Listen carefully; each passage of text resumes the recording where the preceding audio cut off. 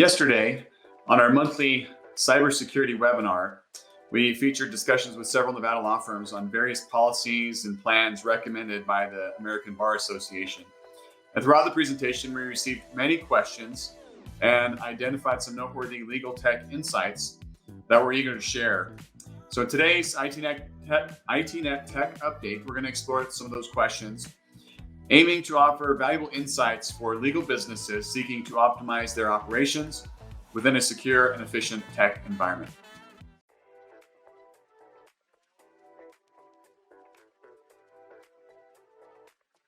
Hello, everyone. I'm Michael Kinnett. I'm the founder and CEO of iTernal Networks. And every Friday at 1 p.m. Pacific time, I go live on Facebook, YouTube, Twitter, and LinkedIn to discuss the latest tech and cyberspace news that might affect you and your business, and cover some educational topics to help achieve our goal of helping others to build safe and secure environments to do what they love. At the end of our live session today, I'm going to be answering questions from the audience. So if you've got any business, tech, cybersecurity questions, get them ready. I'll make sure to leave time to answer any of those at the end. First, the news. There's a newly discovered vulnerability in Google Chrome. It's been identified as by a CVE number, which is just a way of categorizing vulnerabilities. And we've already seen this vulnerability in Google Chrome being exploited. It's a high severity issue that affects all versions prior to 120.0.6099.224. So if you want, you can go check your Chrome, see if yours is older than that. This vulnerability allows attackers to extract sensitive information from the memory buffers in your computer. So it's definitely something that you don't want to leave open and vulnerable. Google has addressed this already in their latest update. It was released earlier this week on Tuesday, January 16th. So please update all your systems immediately. Given the high likelihood of this vulnerability being exploited, especially via crafted HTML pages and websites in phishing attacks, timing is critical. So please review and adjust your software update schedules to include this critical update as soon as possible.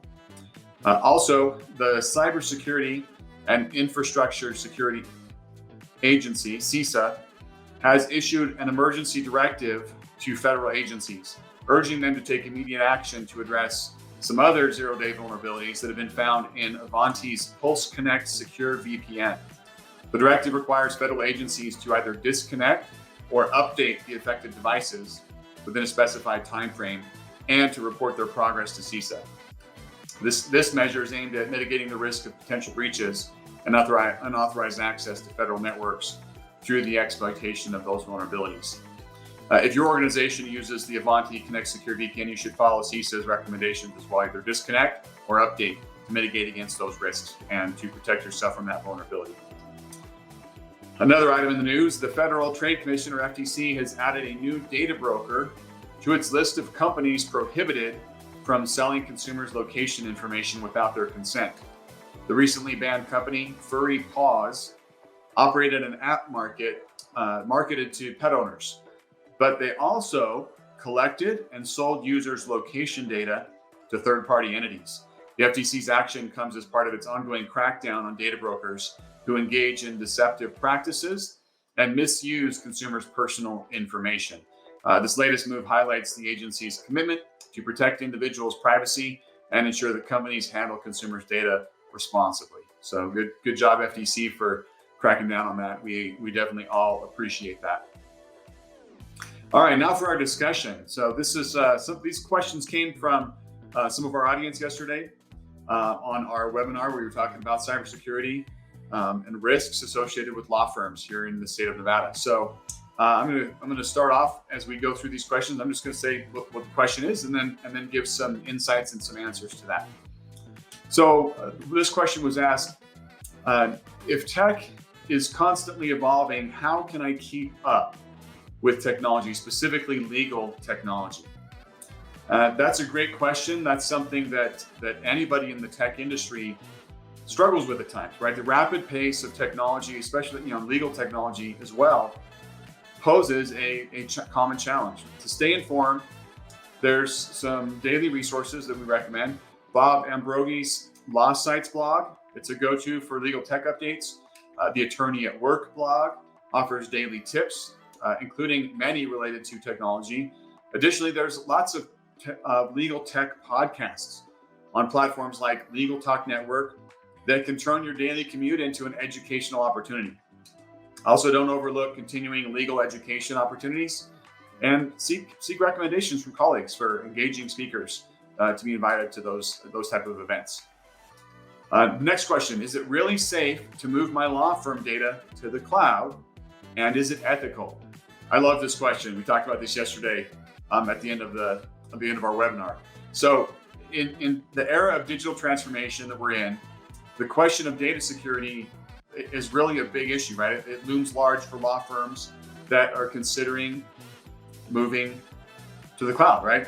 Regardless of your size, small, medium, large, there's the same questions around data security.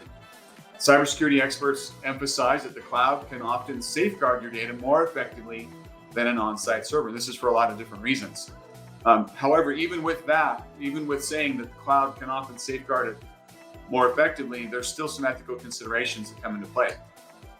State bars generally approve of cloud computing if reasonable precautions align with your ethical duties.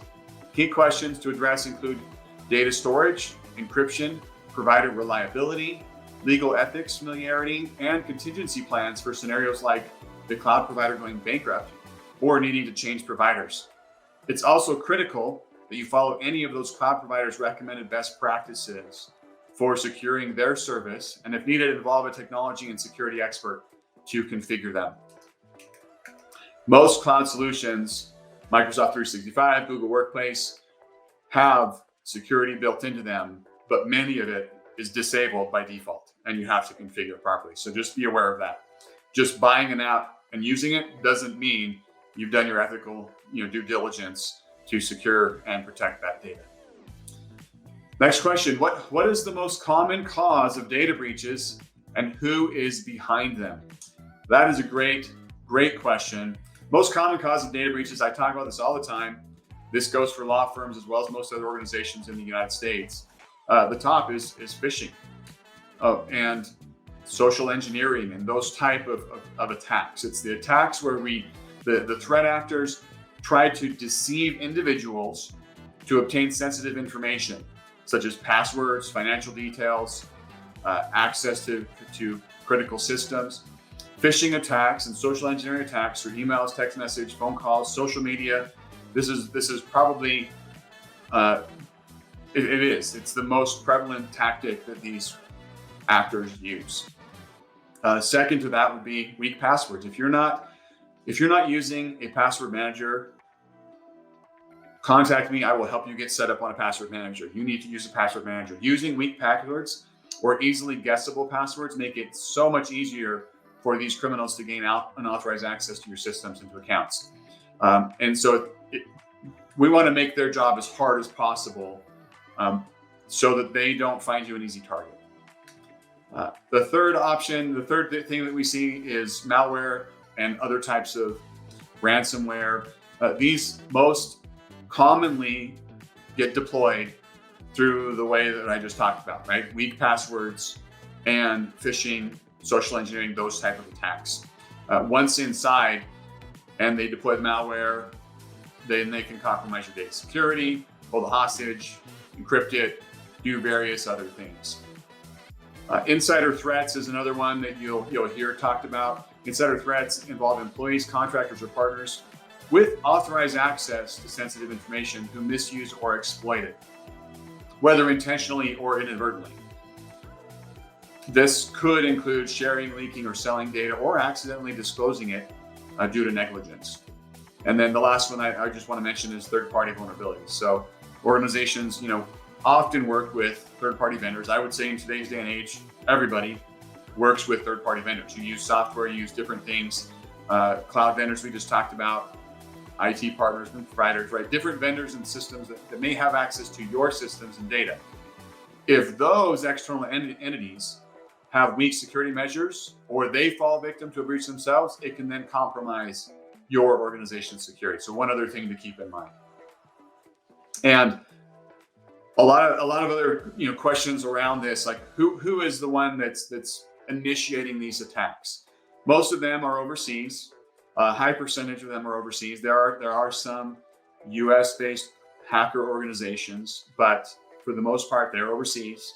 They're in countries that the United States has less pull with governments. A lot of them in the Eastern Bloc, and there are criminal organizations there. So sometimes it's individuals. Most of the attacks come from criminal organizations. A small percent. One of the Verizon reports in the last few years said about 12 to 15% are nation states that are involved in attacks, but most of them are these hacker collectives, organizations. All right, next question. This one's relating to emails and phishing, right? How do I recognize a phishing email, and what should I do with a suspicious email? Recognizing phishing emails, everybody needs to know how to do this. Everybody. It requires attention to red flags such as unfamiliar senders, subtle address variations, impersonal content, unexpected emails, misspellings and poor grammar. Although I will say that's becoming less and less of a red flag as ChatGPT and other AI comes into play. And I'm not going to talk in depth about that today, but that's becoming less and less of a red flag. These hackers are able to use AI to generate stuff that does not have misspellings and does not have poor grammar. Another thing to look for is requests for personal information. So employees should be trained to identify suspicious emails. So look at these different areas, and also be trained to refrain from clicking on anything that feels off. I would even go so far as to say, don't click on anything until you have verified or you 100% trust where it came from.